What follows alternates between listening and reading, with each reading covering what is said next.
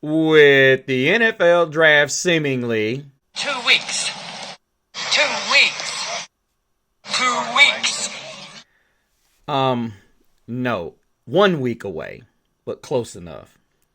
The Carolina Panthers seemingly have already decided whom they're taking at number 8, or that is, unless they trade down. But would you believe there are certain analysts that believe their second, third, and possibly fourth round picks have already been decided as well? I don't believe anything. Don't measure. Well, according to some analysts, you better believe it. Want to find out who these players are? Stay tuned to find out on Growlin' and Prowlin'.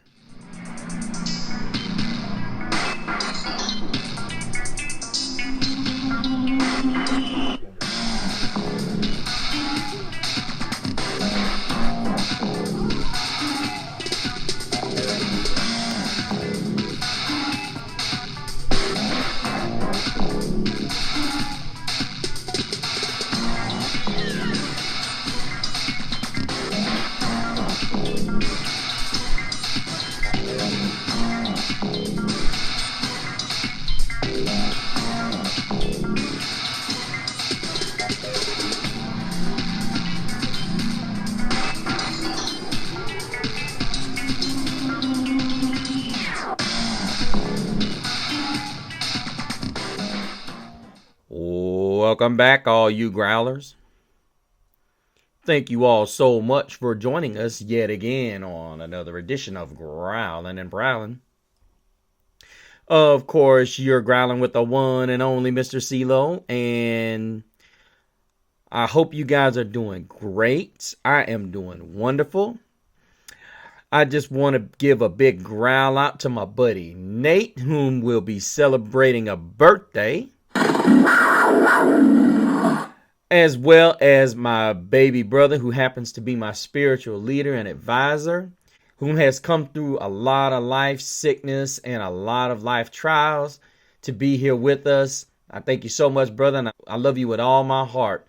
Here's to the big 4-3. Love you, little bro. And if you guys didn't know, my wife was also celebrating a birthday last week as well. Happy birthday, babe. Love you. Big growl out to you as well. And as I said, you guys have really been showing out, and I'm definitely so indebted to you guys. You guys are really starting to growl, make your growls being heard. As you guys know, I posted a show about a night or two ago, and Michael posted on the Panthers car plan. Time for the Panthers to speed up, grow up, and show up. Been too long. Let me read that again. Time for the Panthers to speed up, grow up, and show up. Been too long. It has. We get through it this year. It'll be 11 years since the Carolina Panthers made it to the Super Bowl. And I think it's been 8 years since we made it to the playoffs. So, Michael, I totally agree with you. The only thing about it is you're right about the speed up. We're going to have to. But ultimately, I'm going to say it like this. I don't think if we draft Jalen Walker, I don't see that speed up happening. I'm going ahead, and I've already told you what I thought my draft plan was for the Panthers and the two guys that I thought we needed to get in the previous show that could make this team a playoff contender and a division contender. But it doesn't look like it's going to go that way. And, of course, this show is about the projected plan of Dave Canellis and Dan Morgan.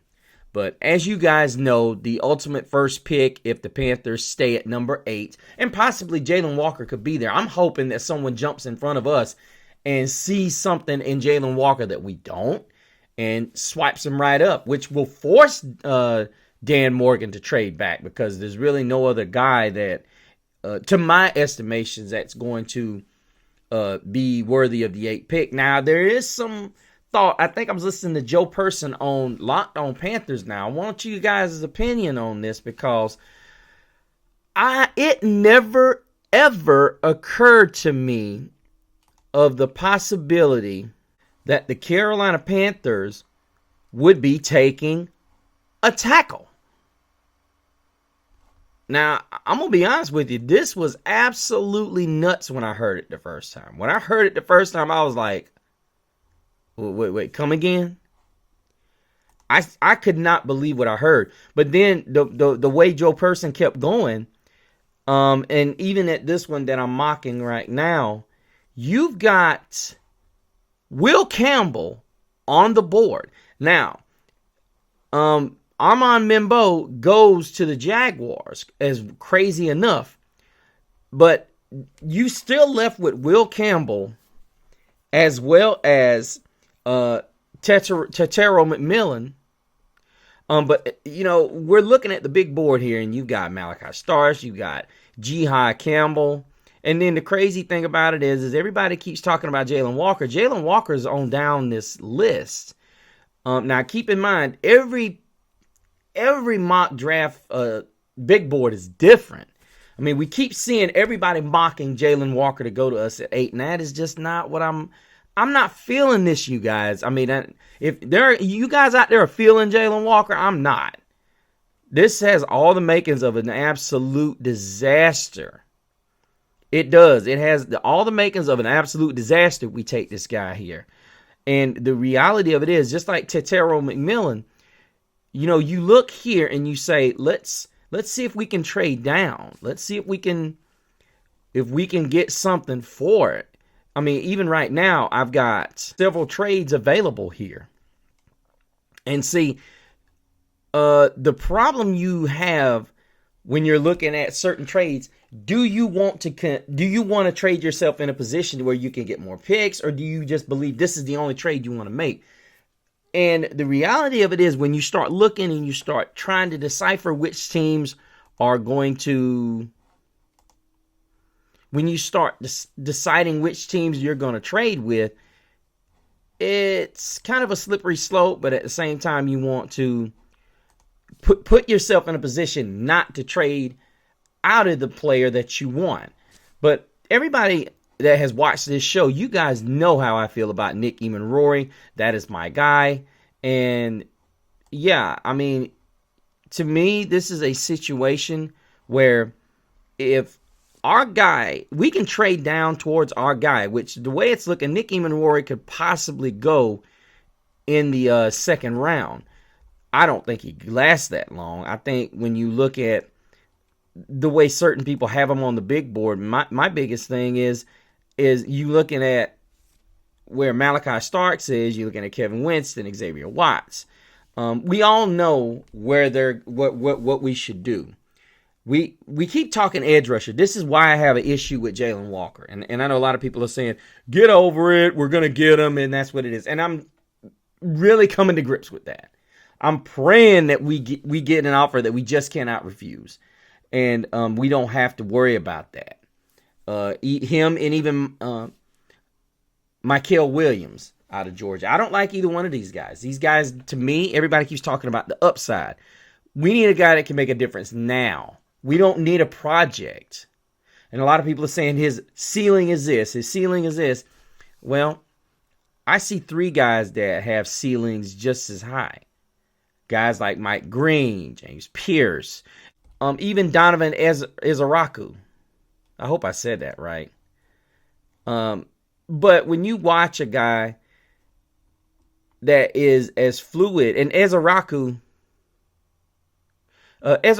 has led the nation in sacks, and then you look at Mike Green, a guy who has all the potential, and then Shamar Stewart, who has just shot up the board the last couple of weeks because of his measurables. They're just off the chart. And then Nick Scorton.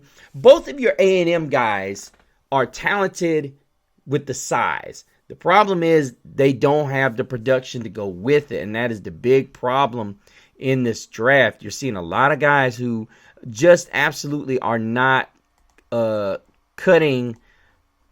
They're just not cutting it when you look at the whole ins and outs of it. So ultimately, what you're trying to do is find a guy that maybe is the closest thing, because right now we all know the guy that we would want. We all know who that guy is. Everybody, and I would love to go up and get him. I would love to go up and get Abdul Carter, but unfortunately, that's not. To me, that's not where we're gonna go. And this draft here is kind of weird because they got Mason Graham going to the Cleveland Browns. That's not even a need. So, yeah, kind of weird there. But ultimately, what I see going on here is us either trading back and Will Campbell being drafted here. As I was saying earlier about what we could possibly do with this first pick, I think that was ultimately what the game plan was. Now, I know Dan Morgan and Dave Canales has always been big on, if you're there, we're going to take you. So, I'm not saying that's what Jalen Walker heard, but I'm big on, if you're going to say you need a edge rusher, don't solve it with a guy that's going to play a multitude of positions. I know what people are saying. Coach Avero's probably not going to be here next year. Well, if he's successful, yeah, more than likely he is. But my reality is this: we still will not have solved our problem at edge rusher.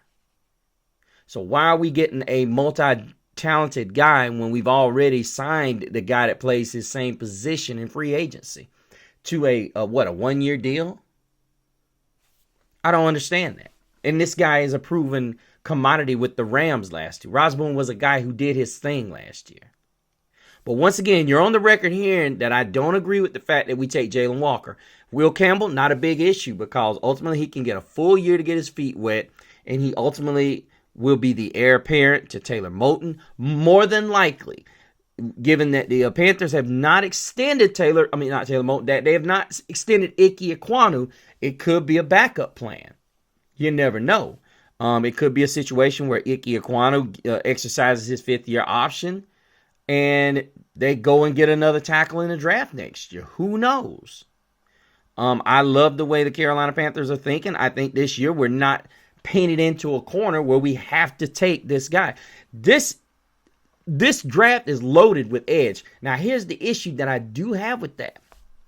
If you do go Will Campbell route, here's the issue that I have. You do have some talented tackles in this draft, and obviously you could get one possibly early fourth or late third and make him a project, possibly a year or two project. Get set to sign Taylor Moton next year to a 1-year extension, if you will.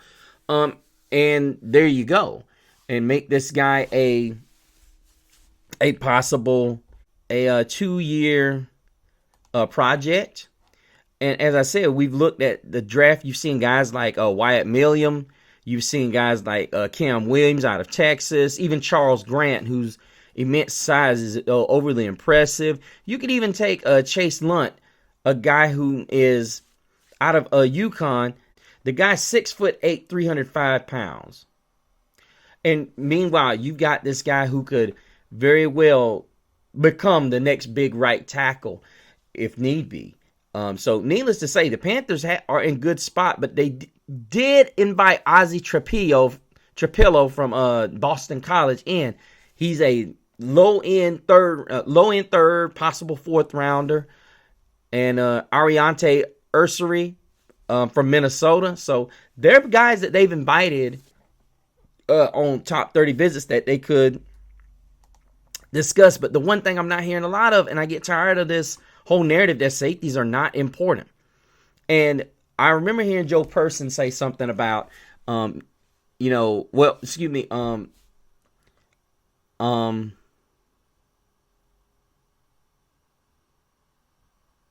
heard Julian Council talk about Nick Emanwori several times coming in, and there have been concerns about Nick Emanwori, saying that he doesn't play nearly as fast as his measurables are.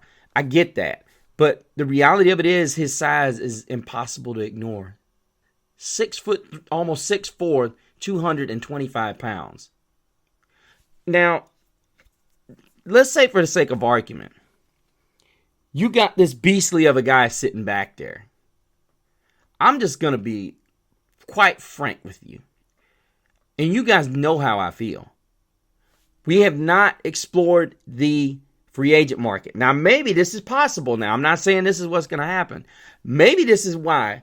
I'm hoping this is why that Dan Morgan has not attacked any of the many free agents that visited Charlotte back in those couple of weeks back when free agency opened and right after free agency settled down a little bit. We didn't see anybody get signed from our camp.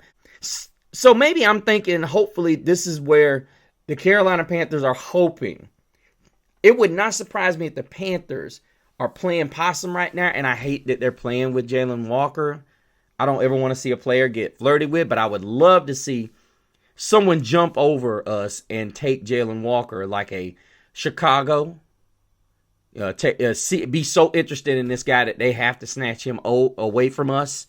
And that way we almost imperatively have to trade back. And everybody's saying you got to have a taker. Listen, there's going to be a lot of teams wanting to trade up in this 8th spot because whether it's the Steelers needing a quarterback, whether it's the New York Giants trying to get back into the first round, Pittsburgh. I don't see Pittsburgh being one of those teams, but I do see the Giants or maybe the Browns trying to trade back in, maybe going for a 2-for-1. There's been a lot of talk that the Browns are going to take Travis Hunter with the 2nd pick and then try to jump back in and double dip and get Shedeur Sanders with the 8th pick. The only thing I would say is if the Browns are trying to jump back in here with that 33rd pick, they're going to have to make it juicy because, the reality of it is you're talking about trading all the way out, and that runs the risk of being out of your wheelhouse. Unless the Browns can somehow muster up a 22nd pick with all that capital that they do have. But ultimately, this is a real juicy spot if some cards can fall a certain way. See, the Jets are here taking a quarterback at Shedeur Sanders. I'm along the lines when you look at what the Jets need, which is now quarterback and receiver and tackle and defensive interior. Now, what I'm going to say is going to shock a lot of people. Given the way the free agency period finished for the Carolina Panthers, I don't think edge was the number one spot of need. I know a lot of people are going to be like, I was not a big fan of drafting Will Johnson out of Michigan. Not a big fan of that. I do like his size, but at the end of the day, I want a guy that's got speed and size. Now, a lot of people say Siobhan Revel could be a guy that could, but I am in love with Darian Porter. And I haven't heard anybody talk about him, and we didn't even invite this guy in for a visit. How in the world did you miss this guy on the visits? Don't get it. Don't want to get it. And like I said, when I look at these guys, I say to myself, wow. And then the other guy that's later on in this draft, Za Frazier out of University of Texas, San Antonio, 6'3", ran a 4.37. Y'all just messing up all over the place. I mean, this is what I don't understand. If you got Mike Jackson over there, 6'2", and doesn't run extremely fast, but then you got two guys in this draft that run like cats, and they're tall and lanky, rangy, and you don't even invite them in for a visit. I'm hoping, against hope, that you know something. That's what I'm hoping. But as we move into the second round, that's where we come into play. We got holes in the safety and the cornerback position. Now, the cornerback, not so much, but that safety, we're missing a starting free safety. As far as the cornerback position goes, I mean, Mike Jackson will be 29, I think, when his 2-year deal is up. Let's say we take Darian Porter. You got a fast, physical specimen.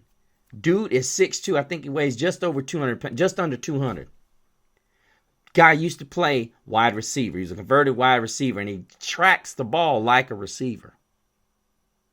This is a dude we cannot let walk. But unfortunately, we don't even have a visit with him. So that turns to the next possibility, which is if the Panthers take if they take Jalen Walker, are we in a position where we have to go safety in that second round? I almost say that we do.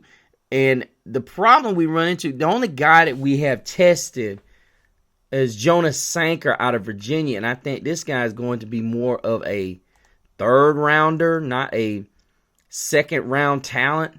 And there have been a lot of talks about him saying that he is a effort, energy guy. He's 6'1", 210, can occasionally misstep. There are movements where control would serve him well. Kind of sounds like a guy that moves fast and really does a good job back there, but they're saying he still profiles as a preferred depth piece with potential to grow into a starting role.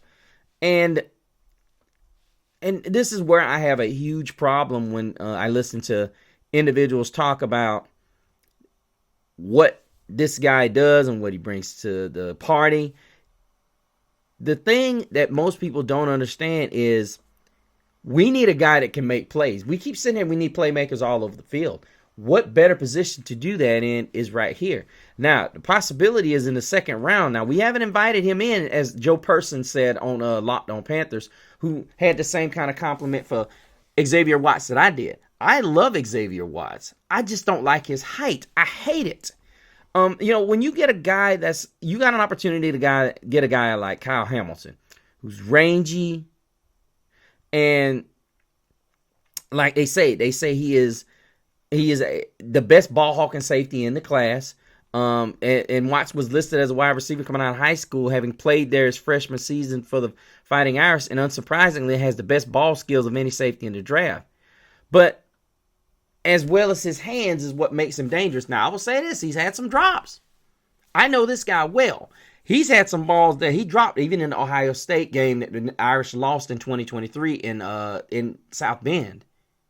But here's the thing. The only reason I do not like Xavier Watts is because he is not Nick Eamon-Rory. I want you guys to listen carefully. I've said it once.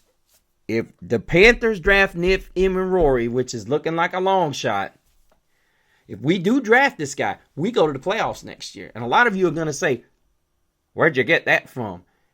You're looking at Kyle Hamilton 2.0. I'm not fantasizing about this. This is real. And then if we can get Pat and DJ to do their thing off the edge, and then draft a guy like a Donovan Ezaraku.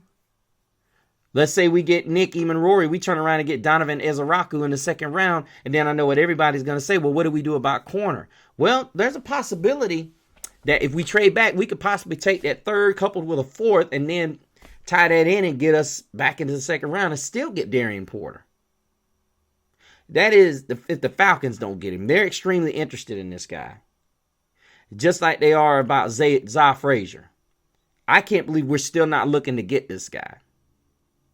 But right now you're looking at a possibility of 1-2 guys in the defensive end and the defensive side of the football. And then, of course, Jalen Noel's a guy that people have linked us to. He came in for a visit. He's extremely quick, fast. I think he ran a 4.32 40. Yeah, he ran a 4.32 40. Which is absolutely phenomenal, but the size aggravates the heck out of me, y'all. I'm not a fan of little guys with a little guy at playing quarterback. You got Jaden Higgins, his teammate out of Iowa State. He ran a 4.46 and is 6'4". And then there's another guy that is in this draft that is absolutely a burner. And we could get him as a seventh, possibly a fifth round, late sixth round. Oh, excuse me, we don't have a sixth round, but we could get him as our seventh round pick. Stretching it though, and that'd be Dante Thornton. Dante Thornton. Y'all want to hear something crazy? Y'all want to hear something crazy? Y'all really want to hear something crazy? 6'5", 214 pounds, 4.3, 40-yard dash. Run. Now, a lot of people are going to say, hey, this dude his route tree is what's got him down here so low. Okay, I can dig that. But all I need him to do is to take that safety and a cornerback with him. He can track the football. There ain't no doubt about that. Look, everybody sits here and says, oh, a big guy running fast ain't going to cut it. No. With Dave Canellis, I trust him. And this is where we need to back off receiver. But I'm going to say this. I'm going to put this out there. Deontay Thornton will probably go 4th round. He's going to be like Za Frazier. He's going to probably get drafted late 4th round, early 5th. Guys with this kind of speed and size don't stay on the board after much longer after the 4th, 5th round. You just can't ignore that speed. You got to at least gamble on it. You can gamble a 4th or a 5th round pick on a guy that runs a 4.3 flat. Just saying. But ultimately, looking at the 3rd round, I think if the Panthers have not drafted a safety by then, they're going to have to look at safety and possibly take Jonas Sanker here. I'm hoping that it's possibly 1 first, possibly a late 1st, early 2nd to get Izaraku. Possibly dig back into that 2nd round or stick with an early 2nd round, early 3rd round pick, and possibly get a Darian Porter. And if we can land those 3 guys, we'll be great. But I'm thinking the way it's going to probably go, they're going to totally ignore the cornerback position. They'll go 1st round Jalen Walker with no moves, of course. Possibly Xavier Watts or Jalen Noel at 57. Possibly at 74, we could see Jonas Sanker, or it's possible we could see Jonas Sanker and possibly Kyle Kennard. You know, one of those guys, and possibly even trade back a little bit because we've got 4 picks in that 4th round, and it's possible we could even take with the 4th round pick. And I've seen somebody mock Savion Jones to us as well, and you know, this would not be a bad decision if we could do that. And I've even heard people say that we could double dip in this draft. I've even seen Jonas Sanker go to us in the 4th round. So there's a lot of possibilities, but ultimately I think the first 3 picks are probably going to be, this is without draft, more than likely Jalen Walker, possibly Xavier Watts and Jalen Noel, and then possibly Jonas Sanker if it's not Xavier Watts in the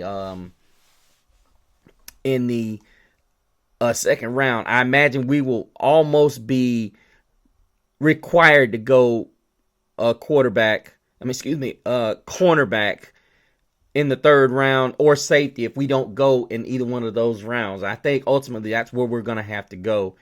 As I said, Jalen Noel is moving up that board pretty darn fast, so I don't think if we don't get him in the 2nd round, we won't get a shot at him, and I think we push away at trying to take this guy any.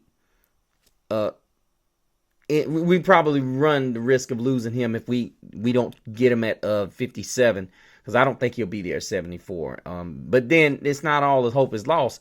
Deontay Thornton Jr. is, to me, he's perfect. But who am I? But guys, let me know what you think about my diagnosis of what Dan Morgan is probably going to do with the first 3 picks. And what do you think about my opinion as far as what the Panthers should and should not do with the first 3 picks? Let me know what you think as far as in the comments. And guys, make sure that you comment down below and put your name in the description, in the comments when you join the show. Thank you so much for joining the show, you guys. And keep those replies coming. Let me know what you guys think.